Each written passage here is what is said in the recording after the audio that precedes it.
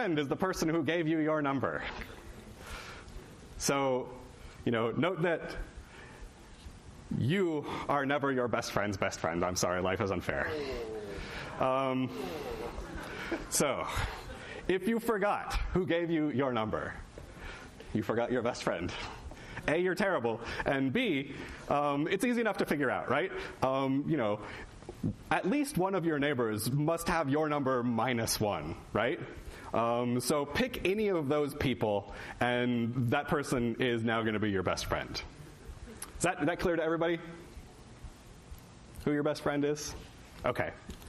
So now, TAs have envelopes. Some of them.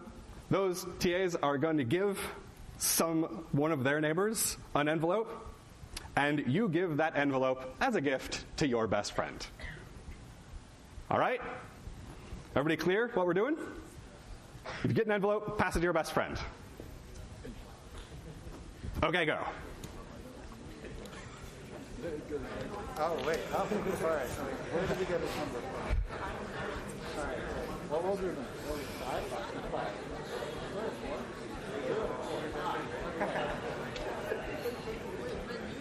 Yeah, we're not going to get into that.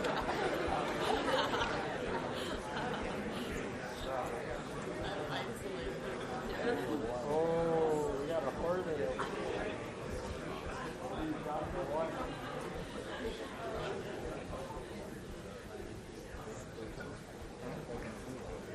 There's an envelope up there.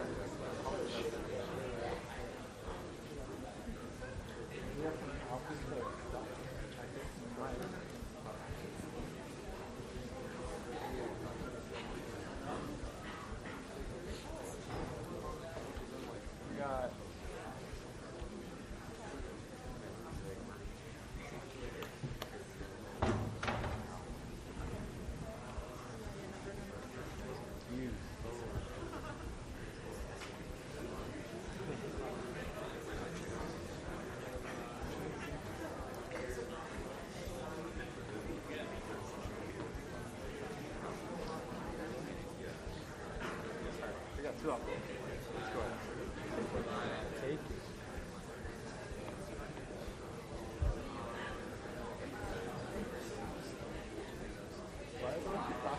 So someone gave you your number, right? That person must have less than yours, one less than yours. You're going to pass it to them. Shuffle around. I don't know what's going on.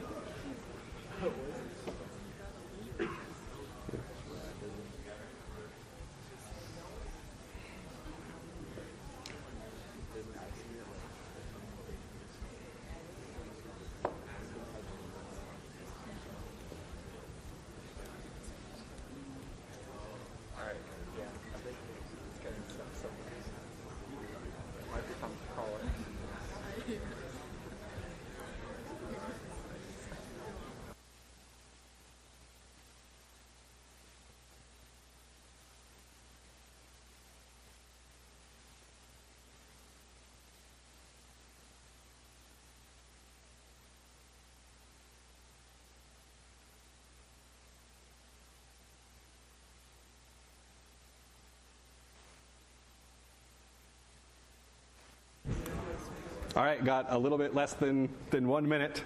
Remember, if you've got a number, pass it to whoever had the least.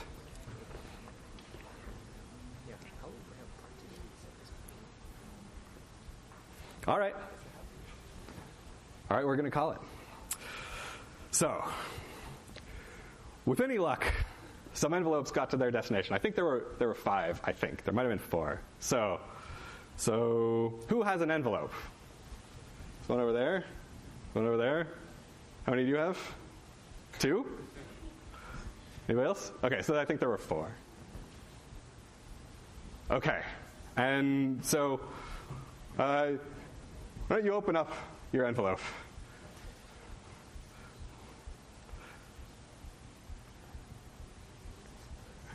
What does it say? It says, "Hi, Ian." Are you Ian? No. That's too bad. Someone else open one up.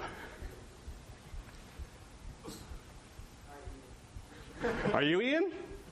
That's too bad. How about you? You got 2, right? Yes. And what do they say? And the other one also.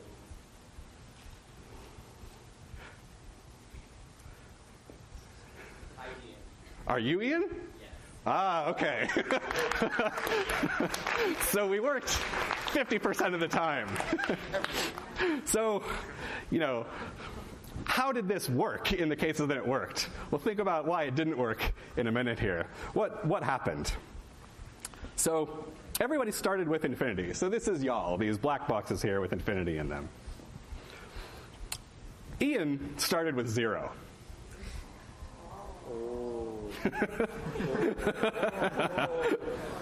Ian told his neighbors 1. His neighbors told their neighbors 2. And so on. Right? And so it created this sort of slope leading to Ian. And so then from wherever, at least from 2 places, we started envelopes moving, right? And just sort of handed them down this slope, and they ended up at Ian. So, everyone who passed an envelope, raise your hand. So here's an obvious path to Ian.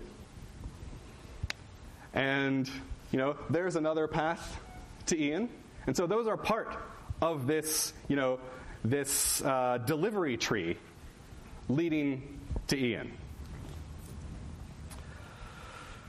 So this generalizes this same basic approach to many destinations, right? All we need to do is keep a separate number per each destination, right? You could have kept your Ian number and your Sylvia number and so on, right? And this would have generalized to everybody.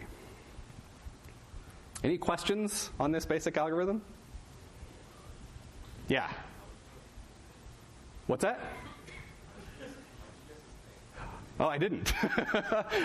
I gave them to Ian. Ian is one of the TAs. Good guess, or a good question.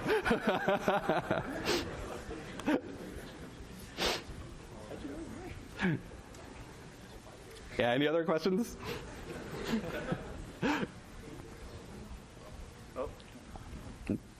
Yeah.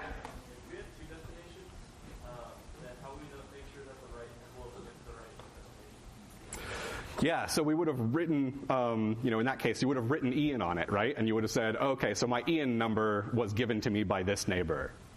My Sylvia number was given to me by this neighbor. So, Yeah. Other questions?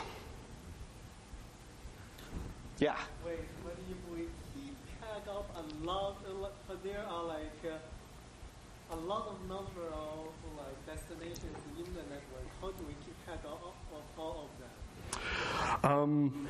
Yeah.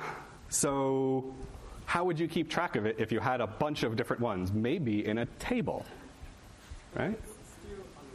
It's one per destination, right? Well, we could talk about, Is it reasonable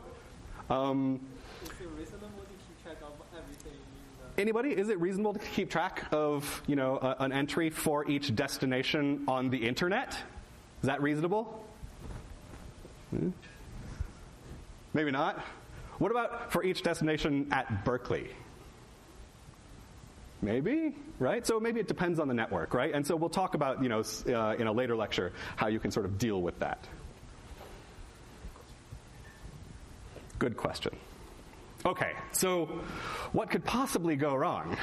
What did go wrong? Anybody have any thoughts about what could go wrong here? Yeah. Some people maybe just didn't say their number to their neighbors. Yeah. There's seating gaps, so there's not necessarily a way to. Yeah, there's kind of gaps, right? Did they consider someone their neighbor if, there was nobody next to them? Anyone else? Yeah. Some people made up numbers. Maybe some people made up numbers, right? Any other thoughts? That's good. All right, so I wrote some down. We covered some of them. So sitting too far apart, right? We got that one. And so that's a network partition, right? You didn't have any neighbors.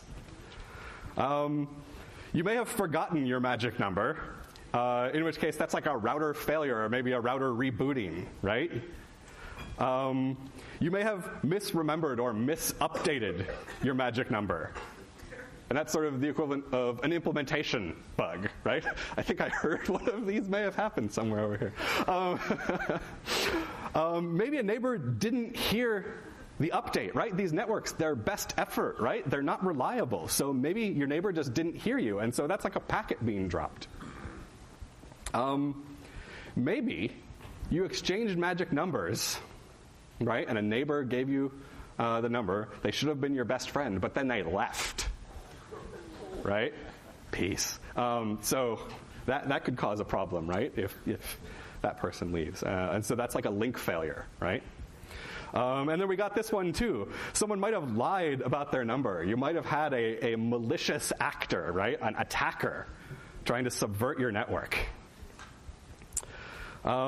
So, like there are a number of things that could go wrong. We probably got a number of these going on here. We lost two packets, 50% packet drop rate. That's not too good, but, it's an early version of this network. So I think we probably had a partition. And so anyway,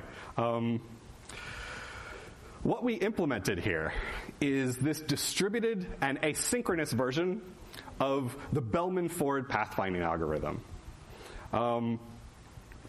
This should maybe be called the Schimbel-Ford-Moore-Bellman algorithm if you took all the people who published the same algorithm in the order of publication. That's pretty long. It's usually just called Bellman-Ford. And so if there's a couple things that we know about networks, right? Networks are distributed. They've got many independent components. And we also know that networks are asynchronous, right?